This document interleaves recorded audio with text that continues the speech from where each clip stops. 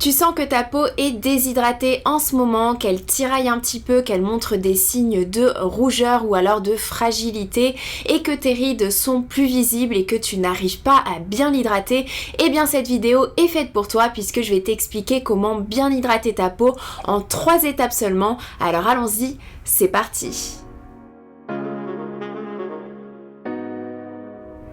Hey, salut à toi et bienvenue dans cette nouvelle vidéo. Si tu ne me connais pas, je suis Bérangère, ingénieure chimiste spécialisée en cosmétiques et le but de ma chaîne c'est de vulgariser la science des cosmétiques pour t'en apprendre un petit peu plus sur le fonctionnement des produits cosmétiques. Alors si c'est un sujet qui t'intéresse, n'oublie surtout pas de t'abonner à ma chaîne et d'activer la cloche pour recevoir une notification dès la mise en ligne d'une nouvelle vidéo. Et aujourd'hui nous allons encore une fois parler hydratation puisque oui, je le répète, l'hydratation c'est la base, c'est nécessaire pour que la peau fonctionne bien, il faut qu'elle ait un bon taux d'humidité. Et pour bien te faire comprendre cela, on va prendre quelques exemples un petit peu plus concrets. Alors le premier exemple qu'on peut prendre, c'est qu'il y a notamment plusieurs études qui ont étudié l'application d'hydratants seul ou alors l'application d'hydratants en combinaison avec des traitements médicaux lors de problématiques de type eczéma et psoriasis. Et ce qui est ressorti de ces études, c'est que l'hydratation de la peau, ça permet en fait de garder les effets bénéfiques de la thérapie beaucoup plus longtemps et du coup d'éviter les rechutes. C'est ce que j'ai expliqué notamment dans ma vidéo sur CeraVe. CeraVe, c'est une marque qui a été développée avec l'aide de dermatologues et les produits CeraVe contiennent la technologie MVE pour Multivesicular Emulsion. Ça veut tout simplement dire qu'il y a des liposomes ou alors pour faire vraiment plus simple, des espèces d'oignons multicouches qui vont permettre une libération prolongée des actifs et donc en l'occurrence pour CeraVe, ce sont la libération prolongée des actifs hydratants et donc des lipides. Et il y a une étude au sujet des produits CeraVe. Les chercheurs ont regardé l'utilisation d'un nettoyant CeraVe avec un lait hydratant CeraVe en combinaison avec un traitement de type corticoïde et ils se sont rendus compte que cette association-là, ça permettait de diminuer les symptômes beaucoup plus rapidement face à l'utilisation d'un traitement corticoïde seul ou alors utilisé avec un savon. Et c'est pas fini, le deuxième exemple qu'on peut prendre pour montrer que l'hydratation peut avoir des effets bénéfiques sur la peau,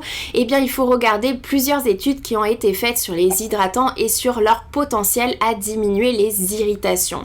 Puisqu'en fait plusieurs études ont regardé l'utilisation d'ingrédients potentiellement irritants et je pense notamment aux rétinoïdes qui sont très utilisés dans le domaine de l'acné mais aussi de l'anti-âge. Je pense aussi au peroxyde de benzoïle ou alors à l'acide azélaïque qui est prescrit à des hauts pourcentages notamment dans le cadre de la rosacée. Et bien ces différents actifs sont connus pour avoir des effets secondaires sur la peau et notamment être irritants.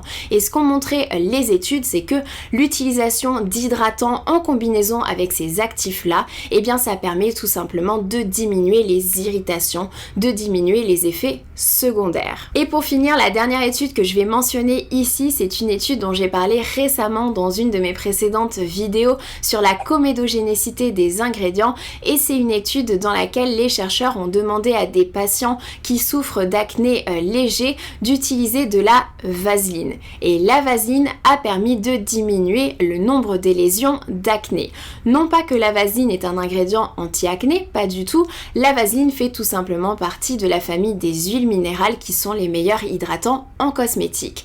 Donc l'hydratation a permis de réduire le nombre de lésions acnéiques sur la peau. Donc voilà quelques exemples qui montrent que l'hydratation ce n'est pas juste un simple détail dans ta routine mais c'est quelque chose que tu dois vraiment privilégier. Ça reste la base de toute routine beauté. Et les bienfaits de l'hydratation ça peut tout simplement s'expliquer par le fait que pour que la peau ait un bon renouvellement cellulaire il faut qu'elle ait un bon taux d'humidité. Alors ce qu'on appelle le renouvellement cellulaire c'est tout simplement le remplacement des vieilles cellules mortes qui sont à la surface de ta peau par des nouvelles cellules. Donc pour avoir un bon renouvellement cellulaire, il faut que la peau soit bien hydratée. Et favoriser ce renouvellement cellulaire, c'est ce qui permet en fait tout simplement de diminuer des boutons, de diminuer les imperfections, d'améliorer également le teint de la peau, mais aussi d'avoir une bonne barrière cutanée, ce qui va faire que ta peau sera moins fragile, donc tu auras moins d'irritation et moins de rougeur. Mais attention, je ne suis pas en train de dire que les hydratants seuls permettent de résoudre toutes les problématiques que l'on a, l'acné, l'anti-âge, les taches, etc. Malheureusement, ce n'est pas le cas, mais l'hydratation est nécessaire, l'hydratation est absolument indispensable et c'est la première chose à laquelle tu dois penser lors de l'établissement de ta routine beauté. Le souci, c'est qu'avec les changements de température et notamment avec l'arrivée de l'hiver, tu as peut-être remarqué que ta peau est un petit peu plus déshydratée, qu'elle tiraille davantage, qu'elle montre des signes de fragilité. Et c'est tout à fait normal puisque la peau change en fonction des saisons. Et ce qu'ont remarqué les chercheurs, c'est que la peau en hiver, elle produit moins de lipides par rapport au printemps et à l'été. Le souci, c'est que les lipides, ils sont essentiels à ta barrière cutanée. Donc en fait, en hiver, on a tout simplement une barrière cutanée qui est affaiblie, qui va montrer des signes de fragilité et donc tu vas avoir une peau qui va avoir tendance à être plus déshydratée, plus fragile, montrer des signes de rougeur et d'irritation beaucoup plus facilement. Et c'est même pas tout puisque les chercheurs ont également remarqué que en hiver on avait une baisse de production des NMF. Ce qu'on appelle les NMF, ce sont des facteurs naturels d'hydratation. Comme leur nom l'indique, ce sont des composés qui sont naturellement présents dans ta peau et qui sont essentiels pour le maintien d'un bon taux d'hydratation dans ta peau et qui participent également à la barrière cutanée. Donc encore une fois, une baisse de production des NMF, ça va engendrer une barrière cutanée affaiblie, une peau plus fragile, plus réactive, plus sensible face aux agressions de l'environnement extérieur, donc la température, le vent, les polluants ou encore aux ingrédients cosmétiques. Donc dans cette vidéo, je vais te donner 3 étapes qui vont te permettre de bien hydrater ta peau pour améliorer l'apparence et pour améliorer certaines problématiques. Et la première étape, c'est venir utiliser un nettoyant hydratant. Alors ce qu'on appelle un nettoyant hydratant, ça va être généralement un nettoyant qui va contenir des tensioactifs, ce sont des molécules nettoyantes, de molécules détergentes, des tensioactifs plutôt réputés comme étant doux et avec des pourcentages peut-être un petit peu plus faibles par rapport à d'autres nettoyants. Généralement ce sont des nettoyants qui vont être vendus pour les peaux sensibles et réactives. Mais ce n'est pas le plus important puisque à partir de la liste des ingrédients, c'est très compliqué de savoir si les tensioactifs présents dans le produit vont être plutôt doux ou alors plutôt irritants. Donc le plus important, c'est d'avoir un nettoyant qui contient des hydratants et notamment des humectants. Ce qu'on appelle un humectant, c'est un composé qui va avoir des affinités avec l'eau et qui va pouvoir fonctionner de deux façons. La première façon, c'est que un humectant va pouvoir attirer les molécules d'eau qui sont dans les couches profondes de la peau vers les couches superficielles. Donc ça va augmenter la teneur en eau dans la couche cornée et c'est ça qui peut avoir un effet repulpant. Un humectant peut également être capable d'attirer les molécules d'eau de l'environnement extérieur dans un environnement humide. Alors les humectants dans la liste des ingrédients, c'est généralement très facile de les reconnaître puisqu'on utilise tout simplement les mêmes. Tu vas avoir la glycérine, l'acide hyaluronique, le panthénol, les sucres que tu peux retrouver sous la forme xylitol, rhamnose, etc. Tu vas également avoir les acides aminés, c'est facile de les reconnaître puisque généralement ils finissent tous par comme par exemple alanine, histidine, leucine, etc., etc. Mais sinon, si tu n'as pas envie de t'embêter avec ça, je vais tout simplement te donner quelques recommandations de nettoyants hydratants parmi les plus connus et parmi ceux que j'apprécie le plus.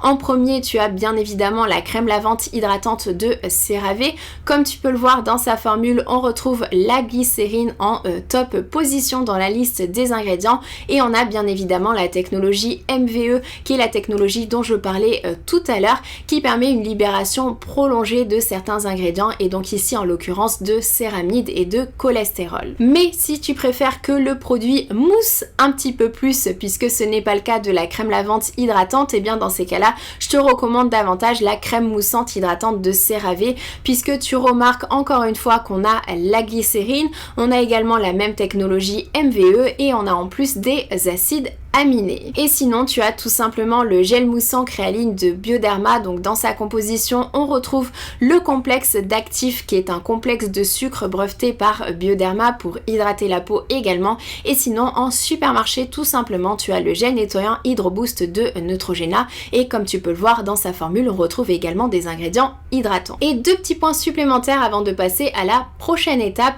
Généralement, ces types de nettoyants hydratants, ce sont des nettoyants qui sont vendus plus spécifiquement spécifiquement pour les peaux sèches, pour les peaux sensibles et réactives. Mais en fait, ce sont des nettoyants qui peuvent convenir à tout type de peau, à condition que tu recherches un nettoyant léger, un nettoyant doux, un nettoyant plutôt hydratant. Généralement, c'est ce type de nettoyant là que je conseille un petit peu plus pour le matin. Et j'en viens à mon deuxième point: si tu as une peau vraiment très sensible, très réactive et que tu ne ressens pas le besoin de te nettoyer la peau en hiver, eh bien ne le fais pas. Tu peux tout simplement rincer à l'eau et passer directement à la deuxième étape, qui est l'étape du sérum hydratant. Alors je viens de dire sérum, mais ce n'est pas nécessairement un produit qui est vendu comme sérum. Tu peux également utiliser une lotion, une essence ou alors une ampoule, tout simplement parce que ces termes, ce sont uniquement des termes marketing. Dans cette catégorie-là, en fait, j'entends tout simplement tous les produits qui sont plutôt sous la forme aqueuse et qui vont contenir des ingrédients hydratants et dont notamment des humectants. Et la petite astuce ici, c'est de venir les appliquer sur une peau humide, sur une peau qui est légèrement humidifiée, puisque lorsque la peau est humide, on va avoir une meilleure pénétration des actifs au sein de la couche cornée. Mais attention, je parle ici d'une peau légèrement humidifiée et non une peau mouillée, donc ça sert à rien d'avoir des gouttelettes d'eau sur la peau. Alors cette peau légèrement humidifiée, tu peux l'avoir de deux façons différentes. La première, c'est lorsque tu vas nettoyer tout simplement ta peau, tu vas venir essuyer délicatement et tu vas pas perdre de temps, tu vas directement utiliser ton produit hydratant. Et la deuxième façon d'avoir une peau légèrement humidifiée, c'est de venir tout simplement réappliquer de l'eau. L'une des façons les plus simples pour cela, c'est d'avoir une brume d'eau thermale, mais tu peux également avoir une brume qui contient d'autres ingrédients actifs pour avoir d'autres bénéfices sur la peau. Parmi les brumes que j'adore, tu as la brume au superoxyde dismutase de Niode qui va avoir une dimension hydratante et antioxydante, et tu as également la brume de Ilamide, la subcumiste, qui a également une dimension anti-âge et hydratante. Donc tu appliques tout simplement ces brumes sur ton visage pour réhumidifier ta peau, et ensuite tu appliques ton produit hydratant.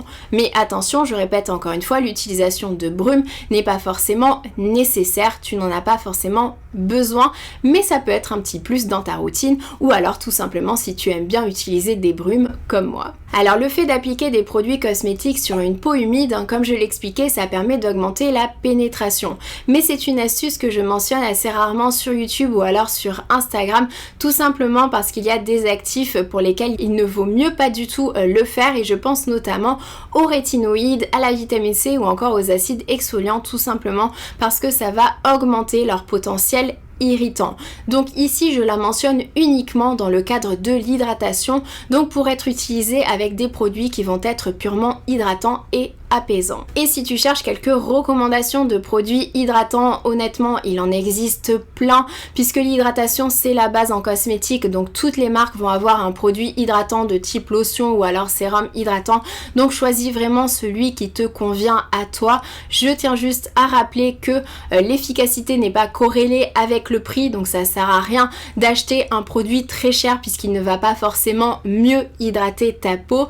Mais si tu recherches des produits hydratants, et bien les plus basiques, ceux qui sont les moins chers, ça va être les sérums à l'acide hyaluronique dans les marques de type The Ordinary ou alors Zinkist. En parapharmacie, tu vas plutôt avoir l'ampoule B3 de SVR ou alors le Minéral 89 de Vichy. Et moi personnellement, j'utilise toujours le même, qui est le sérum à l'acide hyaluronique de Niode. Et en dernière étape, pour hydrater sa peau, bien évidemment qu'il y a aussi la crème hydratante, puisque la crème hydratante contient normalement les trois choses fondamentales pour bien hydrater la peau. Ça va être des humectants dont on a déjà parlé, mais aussi des ingrédients dits occlusifs, c'est-à-dire qui vont rester à la surface de la peau, et ça c'est essentiel, c'est très important qu'ils restent à la surface de la peau, puisque en faisant cela, ils vont former une barrière protectrice et ils vont éviter les pertes en eau, c'est-à-dire éviter que l'eau présente dans la peau ne s'évapore. Et donc c'est comme ça que les ingrédients occlusifs permettent en fait d'hydrater la peau. Alors parmi les meilleurs occlusifs en cosmétique, on retrouve bien entendu les huiles minérales ainsi que les silicones à haut poids moléculaire. Et la troisième chose fondamentale principal d'une crème hydratante, c'est qu'elle contient des émollients. Alors les émollients, ils ont beaucoup plus un rôle sensoriel puisqu'ils vont permettre d'adoucir la peau, de favoriser un bon étalement du produit et ils peuvent également apporter quelques bénéfices pour la peau, et c'est dans cette catégorie qu'on va retrouver majoritairement les huiles végétales ainsi que les silicones de plus faible poids moléculaire. Donc généralement une crème hydratante qui est bien formulée, elle va tout simplement contenir une combinaison de ces différentes catégories d'ingrédients. Les crèmes hydratantes pour les peaux grasses, elles vont présenter une plus grande majorité d'humectants et d'émollients, tandis que les crèmes qui sont beaucoup plus destinées pour les peaux sèches vont avoir une plus grande majorité d'occlusifs et d'émollients par exemple. Mais je te raconte vraiment tout ça à titre d'information si tu veux en savoir un petit peu plus sur la formulation des crèmes hydratantes, mais toi ce qu'il faut que tu retiennes, c'est que pour choisir une crème hydratante, premièrement tu dois la choisir en fonction de ton type de peau, puisque on vient de voir que les crèmes hydratantes en fonction de type de peau, eh bien elles ne vont pas être formulées de la même façon. Si tu ne connais pas ton type de peau, je te conseille vraiment d'aller voir un professionnel ou alors d'aller faire un diagnostic de peau, comme par exemple celui qui est disponible chez Lancôme, pour vraiment savoir ton type de peau, puisque c'est essentiel. Et si vraiment tu ne peux pas faire ça, eh bien je te conseille de partir sur des crèmes hydratantes qui sont étiquetées comme tout type de peau. Alors attention, aucun cosmétique ne conviendra à 100% des personnes. Ce n'est pas ce que veut dire le terme tout type de peau. Tout type de peau, ça veut juste dire que le produit a été formulé de façon à ce que ça plaise à un plus grand nombre de personnes. Ensuite, ce que tu peux faire en deuxième étape, c'est choisir en fonction de la galénique que tu préfères. C'est-à-dire si tu préfères avoir un gel hydratant, une crème gel, un fluide, ou alors une crème semi-épaisse, une crème épaisse, ou alors un baume. Donc choisis en fonction de la galénique que tu préfères. Et la troisième information que je vais te donner dans cette vidéo, c'est peut-être la plus importante de toutes, c'est que honnêtement des crèmes hydratantes il en existe des tas, il en existe plein, puisque on vient de le voir, l'hydratation ça reste la base en cosmétique. Donc si tu ne sais pas laquelle choisir, je te conseille tout simplement de rester sur une marque que tu connais bien, sur une marque pour laquelle tu as utilisé déjà plusieurs produits cosmétiques qui t'ont satisfait. Tu choisis une crème hydratante de cette marque là. Si elle convient, tant mieux. Si elle convient pas, tant pis, il faut en tester d'autres. Mais il n'y a pas de secret pour trouver la crème hydratante qui te convient à toi. Il va falloir en tester plusieurs. Mais si vraiment tu recherches une recommandation, ce que je peux te conseiller de faire, c'est regarder la gamme biotique de SVR, tout simplement parce que c'est une gamme qui contient différents produits hydratants avec différentes galéniques, différentes textures, qui s'adressent également à différentes problématiques et potentiellement différents types de peau aussi. Donc je te conseille de regarder les crèmes de la gamme biotique de SVR parce que je les trouve vraiment bien formulées. Bien entendu qu'on retrouve tout ce qu'il faut pour hydrater la peau, mais on a également d'autres ingrédients qui vont avoir d'autres bénéfices pour la peau, puisqu'on retrouve des prébiotiques qui vont servir à maintenir l'équilibre du microbiome cutané. On va retrouver de l'acide hyaluronique, on va retrouver des dérivés de la vitamine C pour favoriser un meilleur éclat du teint, mais également protéger des agressions extérieures, et on va aussi retrouver des peptides anti-âge. Donc voilà comment bien hydrater ta peau en 3 étapes seulement. Donc la première étape, c'est de venir choisir un nettoyant plutôt doux, un nettoyant hydratant, et ensuite d'appliquer directement sur une peau légèrement humidifiée ton sérum, ta lotion ou alors ton ampoule hydratante, vraiment ce que tu préfères, et de terminer par une crème hydratante, et vraiment le tour est joué. Tu auras une peau beaucoup plus hydratée, beaucoup plus pulpeuse, beaucoup plus élastique. Alors si ma vidéo elle t'a plu, n'hésite pas à mettre un j'aime comme d'habitude. Si tu as également des recommandations de produits hydratants à faire en commentaire, surtout ne te gêne pas. Moi je te fais de gros bisous, prends soin de toi, ciao.